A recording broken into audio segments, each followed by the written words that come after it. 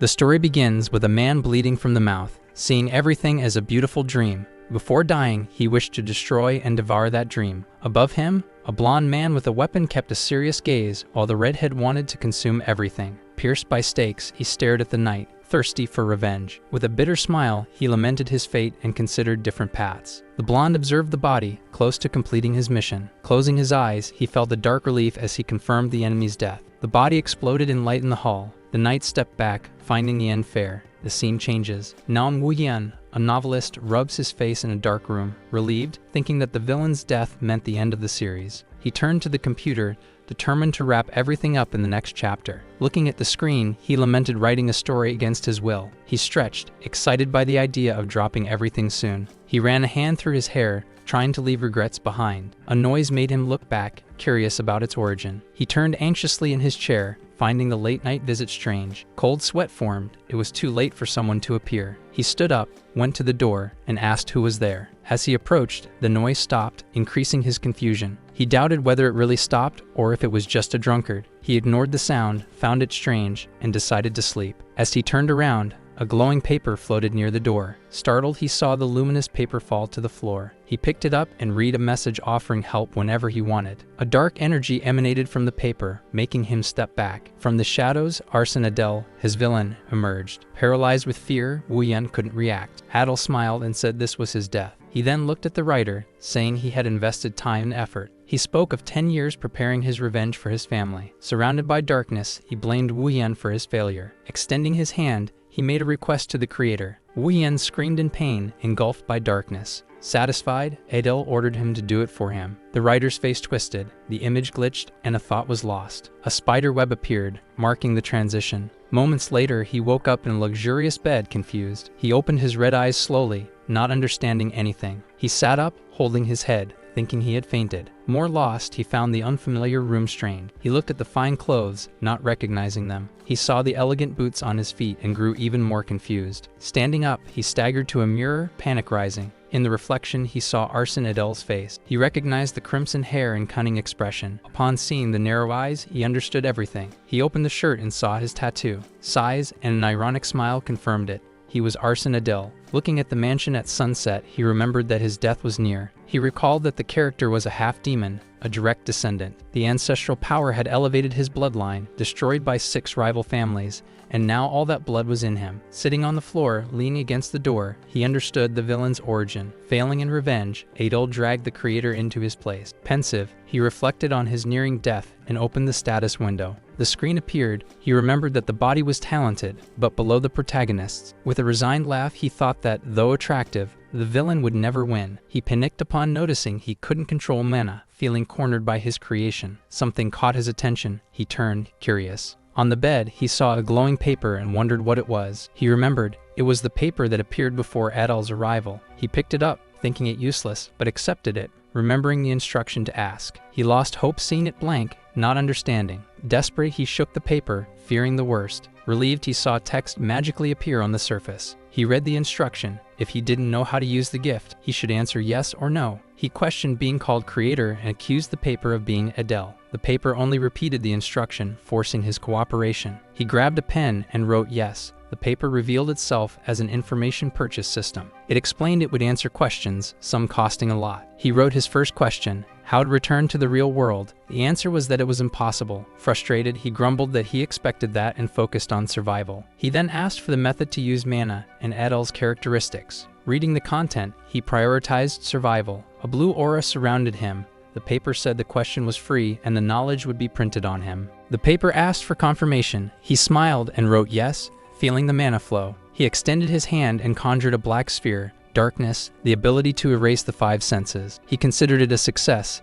even if small, as it would be useful. His eyes glowed red, activating killing intent. He knew it would work against ordinary people. Now he needed to understand the mechanics of position transfer 1. He remembered it allowed him to swap places with an object, ideal for assassination. With a cunning smile, he noted it only covered a small area, but it would improve with training. He fixed his gaze on a suit of armor and decided to test the technique. He focused. A blue aura emanated from his body. The armor shone brightly in response. In an instant, the two swapped places. The impact caused a loud crash, lifting dust and debris. He landed where the armor had been, groaning in pain. Rush footsteps were approaching. Even on the ground, he smiled with determination, willing to try 100 times if needed. Under the sunset, knights approached. Their leader ordered them to confirm his death this time. A night breeze blew, revealing the dark arson family mansion under a cloudy sky. Heavy footsteps echoed down the hallway. An imposing figure in armor and a red cape stared down two tense servants. It was Captain Feltz of the County of Leon,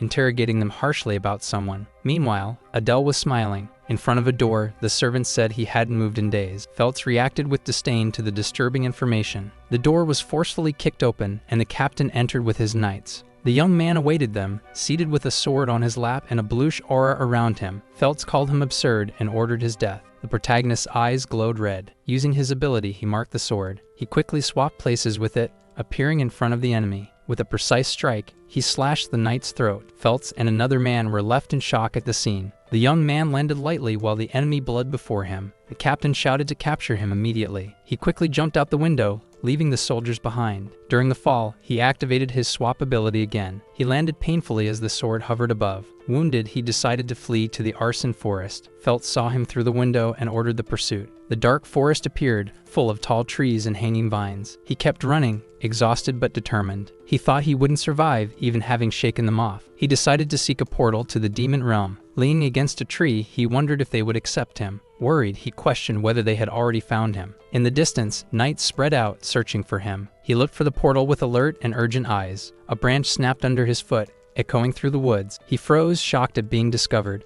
A blue light revealed a presence approaching. Feltz emerged from the trees, sword in hand. The young man narrowly escaped with another jump and flash of blue. With few transfers left, he had to act quickly. Doubt crept in, consumed by desperation. He remembered the deal, but the cost was high. He tried to activate something but lacked the resources to pay. An invisible force hurled him into the air. Tumbling, he landed near a tree. Feltz appeared before him, holding a greenish sword. He coldly declared that Adele would die there today. Bleeding, Adele mocked the captain's certainty. He grabbed the magic paper, saying there was still a way. The blue aura enveloped him. He was ready for his last resort. Feltz watched with contempt but acknowledged his resolute stance. Adele retorted, mocking adults who hunted a child. He teased whether Feltz would rather be a babysitter, laughing at the thought. Furious, the captain declared he would pierce the boy's heart with the count's sword. He attacked with a shout, swinging from above. Adele believed it was a valuable chance. The paper glowed intensely and blocked the strike. An ethereal voice thanked him for the payment received. It announced that the boy would be guided to the demon portal. Adele smiled as he felt the energy flowing around him. Feltz watched in horror as magical light emerged from his own weapon. A massive red explosion erupted in the distance. Adele was enveloped in blue energy. The transfer was activated. He appeared high above, near the explosion, startling Feltz. The captain screamed in desperation, begging him to stop. Adele kept running, ignoring the monstrous pursuer behind him. He spotted the red portal and confirmed he'd found it. Feltz roared, clutching a tree trunk and vowing not to let him escape. Without wasting time, he hurled it at the boy. Crossing the distorted space,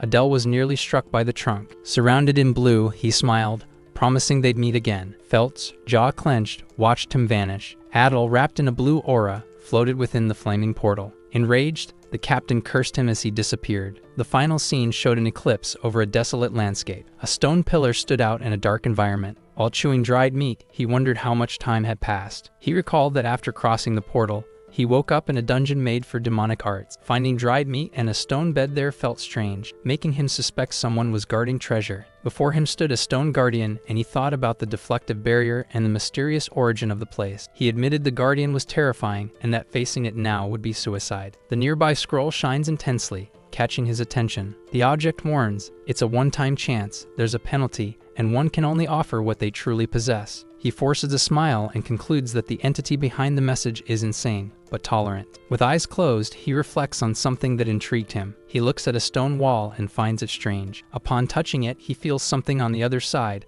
as if it were Adele. A message appears, preventing him from interacting with what he sensed in the wall. Disappointed, he thinks that the wall might deactivate the barrier and laments the lost chance. Facing the glowing barrier, he decides to look for another way to escape. In front of him, he notices a stone on the ground and suspects it fell from the guardian and might be useful. He uses his skill Position Transfer, designate type with the stone as his target. Then he activates Position Transfer, move type, confident in his plan. Looking back, he says the plan worked. The guardian awakens and charges with bared fangs, taking him by surprise. The scene shifts to a dark castle under an eclipse. Inside the castle, a bucket falls and someone is reprimanded. Two servants argue before a horned figure. The figure is Crete, patriarch of the Iberus family of the Demon Kingdom. Entering his chamber, he says his daughter will soon try to invade the mid-level hidden domain. He admits the situation is complicated. On the throne, he thinks that if she wins, she'll gain access to Satan, but will disobey his orders. The image of a sad young woman with a bloodied sword reveals her desire for revenge against the humans who killed her mother. Crete sighs, doubting she'll survive in a place full of ruthless demons. A servant enters, alarmed, calling for the patriarch. With glowing eyes, he asks the reason for the commotion. The servant apologizes and says there's an unknown person in the hidden domain. Surprised, he asks if there was unauthorized entry. She confirms it. He asks who the intruder is,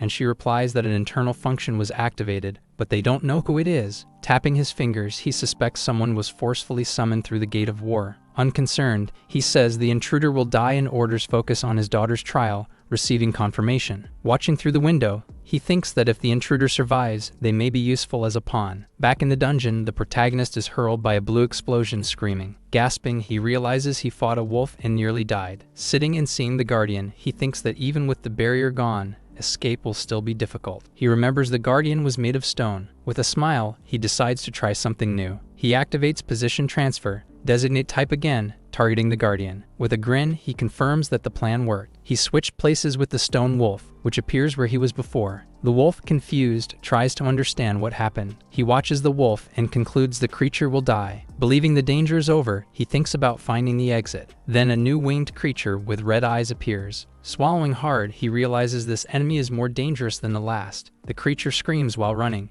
and he knows it works with inanimate targets. Running through the dungeon, he knows he can use transfer as long as there are targets in the traps. Surrounded by blue energy, he moves quickly. He soon stops in front of a large glowing portal, from which a voice welcomes him. Confused, he wonders why an intruder would be welcomed. Before the portal, he suspects it's a boss room and imagines what awaits him. A Death Knight appears, and he tries to identify the creature. Worried, he senses the knight's power resembles Felt's. The skeleton surrounded by blue aura expresses respect for him, while the designate skill is activated. The monster points to a spot, and he runs, thinking he found the treasure box. He arrives at a large ornate chest, with a black dragon engraved. Seeing the dragon, he tries to remember where he saw it before. Upon recalling the list of demon families tied to the 7 deadly sins, he's shocked. An image of Crate appears, associated with Pride and the Black Dragon. Baltan, the Pride. Sweating cold, he curses, realizing he's dead if caught. He decides to open the chest and run with anything useful. Upon opening, dark energy bursts out. A dark thing grabs his face, suffocating him. He struggles to break free, groaning in pain. Managing to pull away, he falls to the ground, gasping amid a dark substance. He soon screams in pain as a purple energy envelops his body. He stretches out his hand in desperation. Blood gushes, signaling a severe wound. As he screams in pain, something strange lies on the ground. Leaning on a dagger, he wonders how long he was unconscious and if he lost his left eye. Terrified, he notices a change in the eye and suspects it's now black. A window appears, and he suspects the liquid caused the transformation, revealing a new race, alignment, and the Eye of Superbia. The ability offers extreme vision and is activated upon killing an enemy. He smiled, confident that he would no longer lose to weak groups and that coming to the demon realm had been the right choice. He stood up and decided he had gotten what he needed. Now it was time to leave. In front of him stood a door engraved with dragons, and he evaluated his options and the threat outside. With a resigned smile, he thought that if he stepped out, he would die, unless he kneeled quickly. He touched an insignia on his neck and decided to hide it, knowing that being from the arson family was a death sentence. Meanwhile, the voice of the Death Knight ordered them to open the door. He was startled by the command. The skull repeated the order, announcing the arrival of His Highness, increasing his surprise. He suspected that the signs in the area indicated a training domain for noble families. He decided to find out who the owner was and grabbed a magic scroll to write, fearing he'd stolen the reward. Adel asked for the identity of the closest person, but the cost was 100 gold coins or a relic item, which made him desperate. In a panic, he offered 100% of his maximum mana, betting on recovery if he survived. The scroll accepted the offer and began to drain his mana. Footsteps approached as the artifact revealed who was nearby. It was Renee, youngest daughter of Crate Bears, shocking Adele. He despaired, certain he would die. He realized the domain belonged to Renee, and that the Eye of Superbia was her reward. He foresaw she would defeat the Guardians and come face him. Renee destroyed the Guardian with a single strike. Even in danger, he decided he had to act. He stood firm, fists clenched, waiting for the encounter. The young girl with horns and glowing eyes stared at him, asking who he was. He kneeled, showing submission. Forcing a smile, He congratulated her for completing the domain and proving her worth. Renee, surrounded by a dark aura, drew her sword and demanded an explanation. Sweating, he lied that he had been assigned as her guard by the Patriarch. Noticing she hadn't recognized the Eye of Superbia, she stared at him with blue eyes, assessing his words. Adel claimed that despite his looks, he was skilled and decided to use her to escape. Renee looked at him with disdain, and he wondered if she doubted him. He activated teleportation and swapped places with the throne's sword. He surprised her by reappearing in front of her. Grabbing her wrist, he asked if she liked the demonstration, confident he could protect her. Annoying her, he feared he had gone too far. Crossing her arms, she grumbled, letting him believe she had forgiven him. Adel said they would leave now and told her to report to the Patriarch. Agreeing, she pretended she had urgent matters to attend to. He opened the door hastily, assuring her he wouldn't be late. Renee watched with curiosity and surprise. Outside, she encountered her father, Crete, and his guards. He greeted her with a calculating look and a slight smile. This surprised the protagonist, realizing he was her father. Anxious, he wondered why the Lord was there. He feared the Patriarch would discover the Eye of Superbia and kill him. Crete asked his daughter if she had completed the domain. A bit hesitant, she replied yes. The Patriarch ordered them to follow him. The young man observed, trying to understand the order. Everyone began to walk behind the leader. He realized he couldn't flee or use the magic scroll. He recognized the architecture and concluded they were at the bear's mansion. He followed the Patriarch as he led the way. At one point, Crete ordered the guards to leave. Continuing on, he asked the protagonist to wait there. The young man thought maybe this was his chance to escape, but he noticed shadows watching and gave up the idea. The scene shifted to a room with large windows. Renee formally introduced herself to her father, who sat at the table. Crete told her she had completed her final task. She was shaken when he said she would go to a training center. With no choice, she accepted. The Patriarch fell silent, deep in thought. He changed the subject and asked about the young man. Renee hesitated, remembering the fight and their meeting. She replied only that he was strong. Crete smiled slightly, finding it interesting. He said that for proving her worth, she could go to Satan. Hearing that, she was surprised and thanked him enthusiastically. Crete reflected that he had expected the intruder to die, but he had survived and taken the Eye of Superbia. He also concluded that, with his daughter's evaluation, the young man could be useful. Meanwhile, the protagonist waited impatiently, unsure how much time had passed. A large castle rose beneath the evening sky. Inside, Adele was being guided down a corridor lit by a grand chandelier. A heavy door creaked open, and the guide announced the visitor to the Patriarch. Adele found himself before Crete, seated on a throne behind a table. He observed him with his chin resting on his hand. Nervous and sweating, the young man questioned what that figure was thinking. Standing on the carpet, he asked why he had been left alive. The Patriarch gave a faint smile, wrapped in a purple aura, and called him a bastard. Then he released a surge of purple energy, accusing him of deceiving his daughter. Struck by the force, the young man showed signs of pain. He was forced to the ground, kneeling and bowed under the pressure. Even so, he stated that he had no intention of killing him. The powerful figure pondered his words with a subtle smile. Panting, his face tense, he commented on the incredible demonic energy. With hands clasped and a slight smile, he praised the boy's cleverness and asked for his name. Still kneeling, he revealed himself as Adel. Repeating the boy's name made a dark energy form in his hand. Lifting him into the air, he left him confused. With a sinister smile, he drew him closer. Terrified, he managed to ask what he wanted from him. He was ordered to open his mouth, and a small dragon began to be forced inside. With a wicked grin, he commanded him to simply continue saying what he had told the daughter. While choking in pain, he warned that the poison would shred his heart if he had any other ideas. Turning around, he announced that he would prepare a place for the boy to stay until summoned. Soon after, he ordered him to leave his presence. Adel, still on the floor, coughed and sweated, shocked by what had just happened. The scene shifted to the exterior of a house with lit windows under the starry sky. Inside the residence, a man informed him that this would be his new room. As he said goodbye and wished him rest, Adel reflected that he had now become a dependent by Crete's will. With a sigh, he thanked the fact he was still alive, though he felt used. Sitting on the bed, he considered that being partially recognized by a demon might not be so bad. Determined, he thought he needed to get rid of the thing on his neck and hoped his plan would work. A dragon-shaped creature lay motionless in his hand, confirming the plan's success. Observing it, he felt relief, but also wondered how to act, since the Lord would notice if he killed it. Suddenly, the little serpent stirred, red eyes opening. Adel realized it woke because the mana flow had been cut, and he offered it dark energy through his finger. The dragon licked the energy, and he urged it to go back to sleep. Lying in bed, he finally relaxed and wondered how much of the trap had been removed from his throat. Exhausted, he felt he would faint at any moment. Before passing out, he decided to check his status, and a blue window appeared before him. He noticed that his position transfer had increased to level 2, but his mana was still negligible. He wondered how to increase it, reflecting until he had an idea. The scene cut to Renee, who said she didn't like this. Smiling awkwardly, he recalled it had been 3 days since he was assigned as her guard. As they walked through a garden, he noticed her cold, silent reactions. Seeing Renee ahead, he lamented her change, once cheerful, now darkened by her mother's death. Suddenly, a voice called out to both of them urgently from afar. Surprised, he turned and heard the messenger inform them that the patriarch was summoning them. Inside the room, the two stood before a table,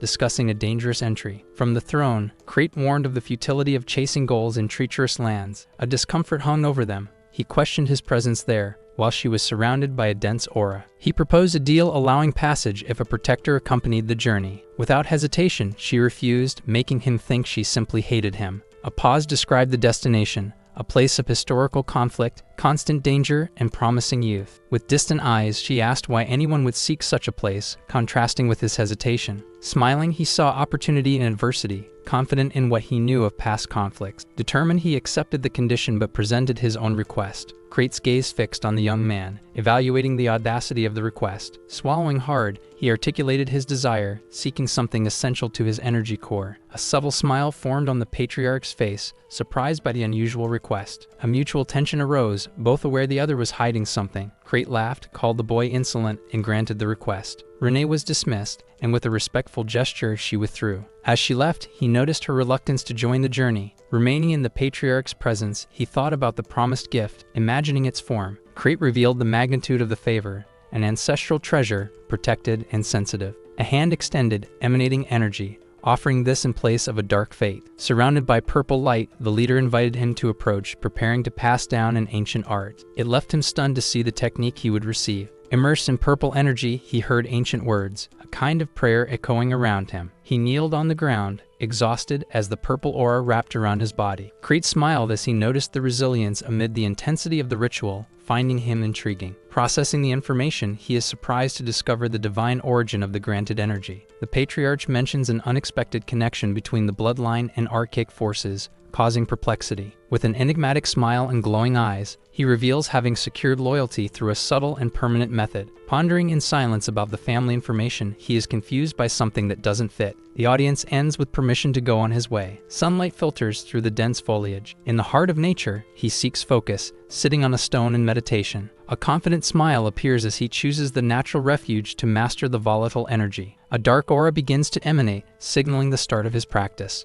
Surrounded by the dark energy, he accepts the irreversibility of the new power source. A determined smile marks the acceptance of his own path. A dark and imposing entity emerges from the aura, uttering a word of contempt. He recoils in shock, not understanding the creature. The colossal figure reveals itself, commenting on the unexpected blood heritage. Amid the energy swirl, he voices a question to confirm the presence's identity. Red eyes glow as the entity identifies itself as a primordial deity. Fear reveals itself on his face as he questions the deity's intentions. The entity reveals a hidden reason for sparing him, generating confusion. A strange affinity is mentioned before granting a mark to those who follow a similar path. Under intense energy, a mark is imprinted on his body, symbolizing power and a warning against arrogance. The new strength is felt, revealing that the mark grants power in multiple chances. An ironic smile appears upon noticing the mark's visual aspect, while a figure approaches from the shadows. A sudden surprise breaks the calm of the moment. Renee watches with an expression of surprise. Her unexpected presence raises concern about whether she heard anything. Her eyes widen and she expresses confusion at hearing him use an unexpected term. A forced smile tries to make sense of the strange naming. A bird rests on a branch, observing the peace around a distant building. Time passes, and a display shows his progress, with a significant increase in energy and skills. Proud of the advancement, he shows off his accomplishments, crediting the growth to his own qualities.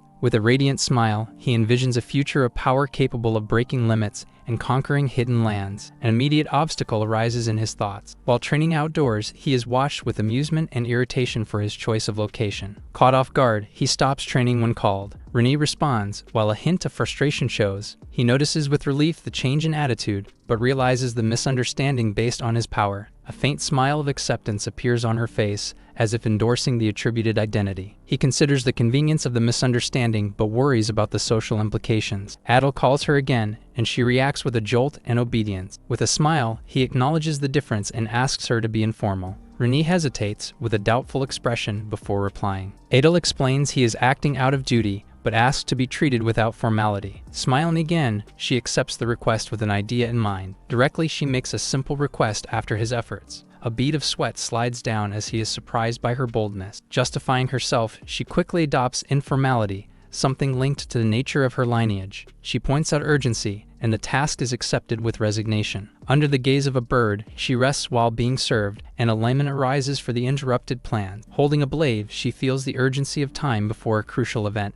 Desiring a vital artifact, a glowing chest emerges, representing the essential item to face dangerous challenges. She turns with seriousness upon hearing her name called. Adol asks how the preparations are going, but she responds with slight resentment. He justifies the question as concern for human dangers, but she claims to be prepared. He insists she's not ready, suggesting she review the items carefully. He presses with a smile, saying it's to avoid future problems. Renee confronts him, demanding honesty, but he maintains the protector facade. Her firm gaze follows her accusation of dishonesty. Smiling nervously, he hears her ask where he was planning to go behind her back. A sinister aura surrounds her after asking if he's already tired of her, causing distress. Adol confesses the plan, justifying it as a safety measure and begging for forgiveness. She considers it in silence while the plea persists. A memory lights her up, mentioning something forgotten, and he encourages her to return. With a radiant smile, she uses an unexpected term to describe her readiness. Putting away his sword, he states that preparation is not yet complete. She soon declares her intention to join him on the expedition. Worried, he tries to postpone the adventure, but she insists on departing.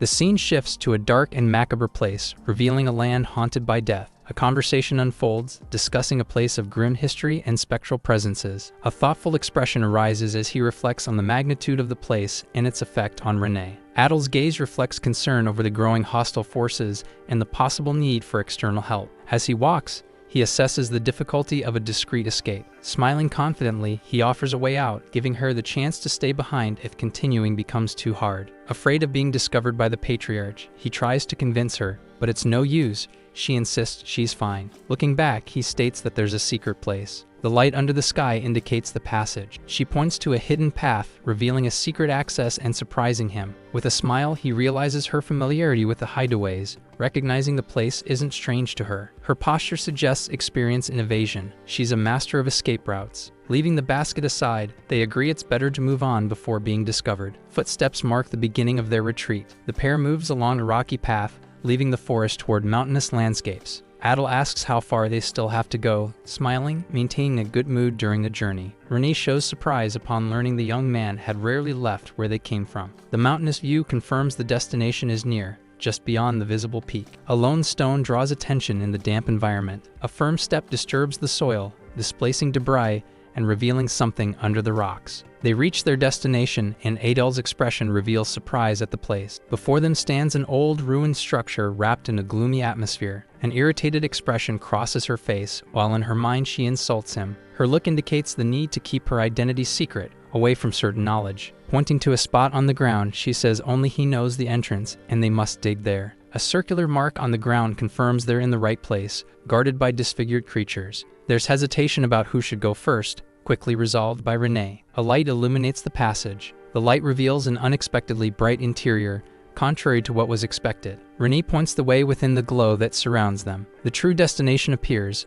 a vast structure with a greenish spectral aura. The oppressive atmosphere causes discomfort in Adol, who senses the presence of restless new souls. With determination, Renee moves forward, and Adele follows, ready for what comes next. A skeletal hand rises from the ground. Skeletal warriors emerge, blocking the path. The duo finds themselves surrounded, standing back to back, ready to fight. Adol entrusts the front line to his companion. A blue energy envelops Renee's blade, ready to strike. With an explosive movement, she charges the enemies, tearing them apart. Adol watches his ally's efficiency and senses a power source nearby. He defends himself from an attack and assures he'll reach Renee soon. Skeletal fragments begin to regroup. Renee finds herself surrounded again, surprised by the enemy's return. A shocked expression takes over as she sees the fallen being resurrected. A skeletal figure with burning eyes appears, questioning the intruder's audacity. A necromancer with a glowing orb orders the invader's annihilation. The duo retreats before the endless flow and points at the caster as the source of the problem. He instructs not to stop and to push forward through the chaos. He defends against attacks and tries to break through using his weapon. With a swift strike, he drops a threatening enemy. After neutralizing the foe, He announces he's found the solution, and Renee responds quickly. While she battles, Adele spots the key target. The necromancer intensifies the reanimation using the orb in his hand. Adele realizes he must reach the power source. He focuses on the orb and reveals his intent to use a new ability to acquire it. A massive guardian with red eyes blocks Renee's path. Adele is surprised by the challenge and warns his companion. She strikes with a battle cry. With explosive force, she advances and clears the enemies with a decisive blow. Adele runs over the remains of the defeated creature, pressing forward to the objective. He focuses on a spot, marking a target for transfer. Propelled, Adele launches himself into the air toward the necromancer. He surprises the dark figure by revealing his new skill, Object Position Swap. With a shout, he activates the swap, changing the course of the battle. The necromancer finds himself holding something unexpected, momentarily vulnerable. The orb is now in Adele's hands, and he celebrates the capture. Terror takes over the necromancer upon realizing the loss. With a purple explosion, the orb shatters in Adele's hand. The skeletal horde around them collapses into ruins. Adele expresses relief at the success, and Renee confirms the victory. Someone murmurs thanks for the freed souls. It makes them reflect on the tragedy of the place, wishing peace to the trapped spirits. Renee calls out, indicating something. She soon asks if the task is complete, and he smiles, saying it's time for the reward. A gleaming chest emerges from the ground. The reward is finally before them.